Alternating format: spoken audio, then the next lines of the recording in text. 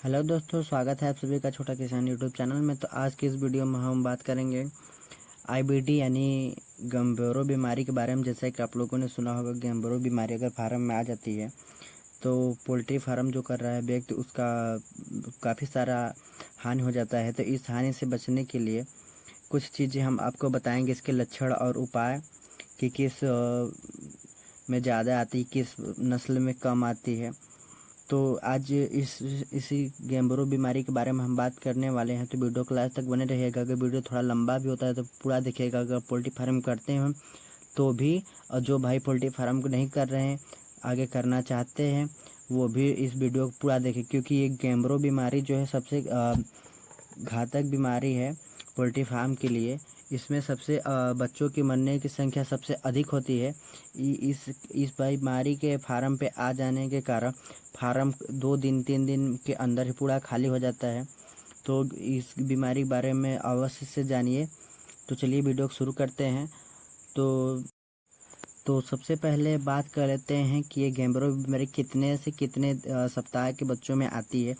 तो ये देखिए, 1 से 3 सप्ताह के जो बच्चे होते हैं उनमें अधिकतर आती है। जैसा कि बता दें आप लोगों के लिए, ये जो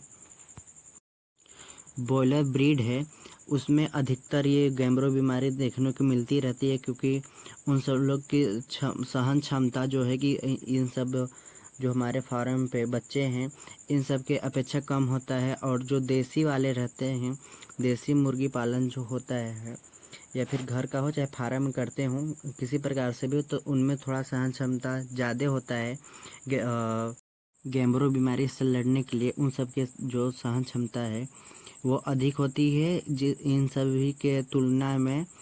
आपके जो बॉयलर होते हैं उनमें सहन क्षमता कम होती है। वो अगर फार्म पे आ जाते हैं, गैम्बोरो बीमारी अगर फार्म पे आता है तो उन सब के अधिक से अधिक मरने के चांस होते हैं। अगर आपके फार्म पे अगर बच्चा मर रहा है, मान लीजिए, अधिकतर केस में यही होता है कि 1 2 3 4 5 बच्चे एक दिन मरते हों, 2 दिन में मरते हों, ये सब होता है। अगर गैम्बोरो बीमारी आ जाती है तो पहले दिन 4 5 बच्चे मरेंगे, और उसके बाद जो है कि आपके 10 मरेंगे, 25 मरेंगे, 30 मरेंगे, 35 मरेंगे, ऐसे करके बच्चे मरते रहते हैं। गैम्बोरो बीमारी के आने के बाद लगातार इनकी मृत्यु दर में बढ़ोतरी हो जाती है। जैसा कि कोई भी बीमारी अगर आपके फार्म पे आती है तो वो थोड़ा थोड़ा काम करता है, लेकिन ये गैम्बोरो बीमारी आती है तो आपके बच्चे की मृत्यु दर जो है कि काफ़ी ज़्यादा बढ़ जाती है। उन सब की संख्या, मृत्यु दर काफ़ी अधिक से तेज़ी होने वाली है। तो ये छुआछूत की बीमारी होती है। जैसे कि आपके फार्म पे कोई भी सामान अगर आता है किसी दूसरे फार्म से होकर, जैसे कि आपने सीड्स मंगाया, बच्चे मंगाए, कोई भी सामान या फिर दवाइयाँ मंगाई किसी और फार्म से आया है, उस फार्म पे अगर हुआ होगा गैम्बोरो बीमारी, तो ये छुआछूत का भी बीमारी होता है। इससे ये इसी तरह से फैलता है गैम्बोरो बीमारी, जो है कि अगर ये आपके फार्म पे गैम्बोरो बीमारी आ गया तो आपका नुकसान होना तय है। कुछ भी कर लीजिए, जो जल्दी ख़त्म होने वाला नहीं है। और इसका जो प्रकोप है पूरे 1 सप्ताह का रहता है। 1 सप्ताह में आपका पूरा जो है कि फार्म क्षतिग्रस्त तबाह कर देगा। बच्चे 3 4 दिन में ही पूरे मर जाएंगे, जो कि 200 ग्राम से लेकर 300 400 तक ग्राम के रहेंगे। जैसा कि हमने पहले ही बताया आप लोगों को कि 1 सप्ताह से लेकर 3 सप्ताह के बच्चे में ये बीमारी अधिकतर देखने को मिलती है। मतलब स्टार्टिंग में ही बच्चे मरने लगते हैं। जैसे कि अगर बच्चे भी आते हैं तो भी उसमें थोड़ा बहुत लक्षण होगा, तो स्टार्टिंग में मरने लगेंगे। तो अब कर लेते हैं इसके लक्षण के बारे में बात, जो कि आपको पहचान में आना बहुत ही ज़रूरी है। तो जो गैम्बोरो बीमारी से ग्रसित बच्चा होगा वो चुपचाप बैठा रहेगा एक स्थान पे, ज़्यादा हिलेगा डुलेगा नहीं, और थोड़ा वो लंगड़ाते हुए चलेगा। मतलब जैसे कि आप पोल्ट्री फार्म करते होंगे तो कुछ बच्चों के पैर में कोई दिक्कत आ जाती है जिसे वो लंगड़ते हैं, लेकिन ऐसा इसमें नहीं है। जिस भी बच्चे को, अगर आपके बच्चे को गैम्बोरो बीमारी हुआ होगा तो वो चुपचाप बैठा रहेगा सुस्त की तरह, और चलेगा तो लंगड़ा के, मतलब खड़ा होकर चलेगा लेकिन थोड़ा लंगड़ते हुए चलेगा। और उसको जो है कि अगर मर गया है तो उसका पोस्टमार्टम करिएगा। अगर आप उसको चीरेंगे मतलब फाड़ेंगे उसका जो ऊपर का परत होता है उसको अगर आप फाड़िएगा तो आपको जंघे पे इसके मतलब जांग जो होता है तो उसके उसके वहाँ देखिएगा जांग पे तो आपको छोटा बड़ा करके खून के धब्बे दिखाई देंगे। और जो है कि अगर आप इसका किडनी फाड़िएगा तो उसमें भी आपको छोटे छोटे खून के धब्बे दिखाई देंगे। अ, और जो है कि इनका खाना खाना भी थोड़ा कम कर देगा ये जो मुर्गे हमारे हैं पहले जितना खाना खाते थे और खाना खाना भी कम कर देंगे। और एक और जो गैम्ब्रो बीमारी से बच्चा ग्रसित है वो अगर बीट करता है तो वो पतली करेगा और सफ़ेद करेगा। थोड़ा सा आपको फ़ोटो लगा के दिखा देंगे जैसा कि आप देख सकते हैं।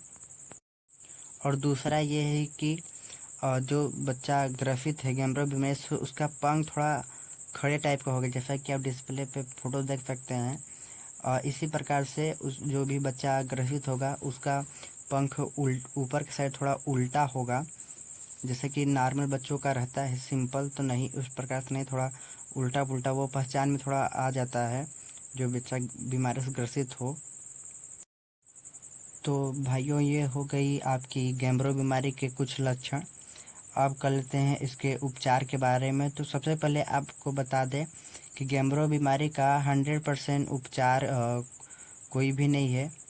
जैसा कि पोल्ट्री फार्म में आने वाले सभी बीमारियों का कोई ना कोई उपचार रहता है मगर इस गैम्ब्रो बीमारी का 100% कोई उपचार नहीं है। ऐसा नहीं है कि आप लोग गैम्ब्रो बीमारी आ गई तो चुपचाप बैठे रहिएगा, नहीं ऐसा मत करिएगा आप लोग। इसके प्रभाव को थोड़ा कम करने के लिए इन सब की इम्यूनिटी सिस्टम का असर होता है कि मतलब कितना ये सब मजबूत है अंदर से कितना नहीं। अगर अगर ये सब इन सब का इम्यूनिटी सिस्टम अगर स्ट्रॉन्ग होगा तो थोड़ा इन सब में प्रकोप थोड़ा कम होगा। दवा के ज़रिए इस सब का प्रकोप भी हम लोग कम कर सकते हैं मगर जो अपने बॉयलर हैं उन सब में इम्यूनिटी सिस्टम थोड़ा कम होता है इसलिए उन सब में ये आपका गैम्ब्रो बीमारी अधिकतर होता रहता है। इन सब उसके बदले इन सब जो हमारे फार्म पे बचे FFFG के हैं चाहे देसी वाले हैं तो इन सब का इम्यूनिटी सिस्टम थोड़ा स्ट्रांग होता है इसलिए इन सब थोड़ा झेल लेते हैं।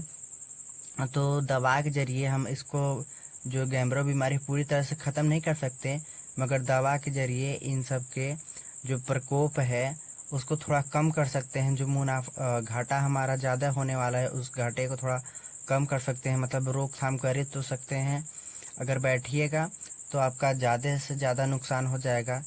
तो ऐसा मत करिएगा आप लोग बैठिएगा नहीं चुपचाप कि एक हफ्ते का वेट कर लेते हैं तब उसके बाद करेंगे उपचार। उपचार करिए। तो आपको मार्केट में कुछ दवाइयाँ भी मिल जाएगी, दवाइयों के नाम भी बता देते हैं जो कि हमने हमारे फार्म पे आया था तो हम कुछ यूज किए थे जिसके चलते प्रकोप थोड़ा कम हो गया था लेकिन बच्चे भी हमारे 150 के करीब मर गए थे उस टाइम। तो चलिए दवा के बारे में हम थोड़ा सा आप लोगों को बता देते हैं। इन सब की इम्यूनिटी को बढ़ाने के लिए इम्यूनिटी टैग इम्यूनिटी बूस्टर भी दे सकते हैं आप लोग इन सब की इम्यूनिटी को बढ़ाने के लिए। इन सब की इम्यूनिटी सिस्टम को बढ़ाने के लिए ऐसी बहुत सारी दवाइयाँ मार्केट में आती हैं जो कि आप दे सकते हैं इन सभी को। इम्यूनिटी टैग या इम्यूनिटी बूस्टर की आपके पास दवा हो तो इसको कंटिन्यू 3 से 4 दिन तक चलाइएगा। इसके बाद जो है वायरस को ख़त्म करने के लिए EKRC का प्रयोग कर सकते हैं जैसा कि आप फ़ोटो देख सकते हैं। EKRC के तरह भी मार्केट में गैम्ब्रो बीमारी को ख़त्म करने के लिए दवा बहुत सारी मिलती हैं उसको भी आप ले सकते हैं। ये जो आपकी EKRC दवा है ये गैम्ब्रो बीमारी के तीव्रता को ख़त्म करने के लिए मतलब तीव्रता को कम करने के लिए प्रयोग करते हैं। EKRC के दवा के प्रयोग से जो वायरस है पूरी तरह ख़त्म तो नहीं होगा लेकिन इसका प्रकोप थोड़ा रोकथाम कर ही सकता है।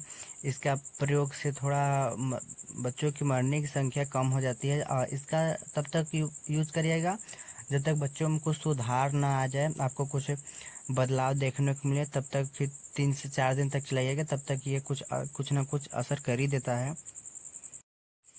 अगर आपके पास में अगर पोल्ट्री फार्म के डॉक्टर अगर हों तो उनसे ज़रूर संपर्क करिए, उनसे उपचार ज़रूर लीजिए, मतलब कि दवाइयों के बारे में पूछिए, जानकारी प्राप्त करिए। बच्चों जो मरे हुए बच्चे उनको पास ले जाइए, वो पोस्टमार्टम करेंगे, खुद देखते हैं कि मतलब बच्चों में क्या क्या हुआ है क्या नहीं, उस हिसाब से दवाई दीजिएगा। आपको अगर पास में हो तो भी, अगर दूर में हो तो भी आपको वो डॉक्टर जो है आपसे संपर्क जरूर कर लीजिएगा उनसे।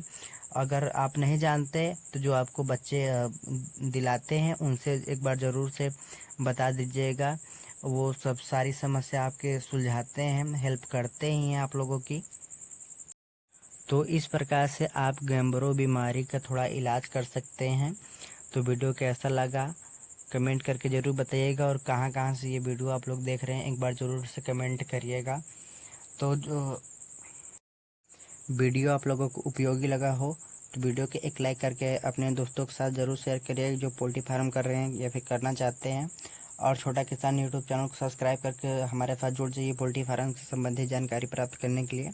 वीडियो देखने के लिए धन्यवाद। चलिए मिलते हैं आप लोगों से अगले वीडियो में।